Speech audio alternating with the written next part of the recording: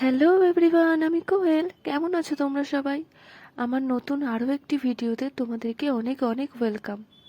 ভাবছো তো রান্নাঘরে আজকে আমি কি করছি? সবাই অপেক্ষা করো আর পুরো ভিডিওটা দেখো, তাহলেই বুঝতে পারবে। এখন আমি বানিয়ে নিচ্ছি ছানার ডালনা। নিরামিষ তরকারি হিসাবে এই ছানার ডালনাটাই আজকে বানাবো। আরও সাথে অনেক রকমের পদ রান্না করেছি, কিন্তু এই ছানার ডালনাটাই মেন করছি, কারণ এটা বাবার খুব ভালো লাগে। আর এই ছানার ডালনাটা করার জন্য আমি ছানাগুলোকে কোপ্তা টাইপের বানিয়ে তারপরে একে একে করে সব ভেজে নিয়েছিলাম। আর জানো তো, এই ছানার ডালনাটা আমি ফার্স্ট টাইম করছি, তাই একটু নার্ভাস ছিলাম, বাট ভেবেছি যে আমি এটা ঠিক পেরে যাব। তো সত্যি কথা বলতে এই ছানার ডালটা বেশ ভালোই হয়েছিল।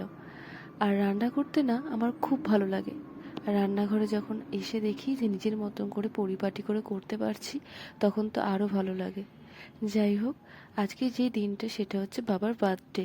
তোমাদেরকে তো বললাম যে নিরামিষ রান্না করে দেবো, কারণ আজকে শিবরাত্রি ছিল। আর বাবাকে সাজিয়ে দিতে আমার খুব ভালো লেগেছিল, বাবাও খুব খুশি হয়েছিল। তোমরা সবাই জানিও তোমাদের সবার ভিডিওটা কেমন লাগলো। আর ভিডিওটা ভালো লেগে থাকলে অবশ্যই কিন্তু কমেন্ট সেকশনে জানিও, আর একটা লাইক করে দিও। আর হ্যাঁ, পায়েসটা কিন্তু মামুনি রান্না করেছিল। বাবাকে জিজ্ঞাসা করছিলাম বাবার কোন পদটা প্রিয়। বাবা বলছিল তুমি যে কটা বানিয়েছো আমার সব কটাই খুব ভালো লাগে। আজকের মতো বাই, দেখা হচ্ছে নেক্সট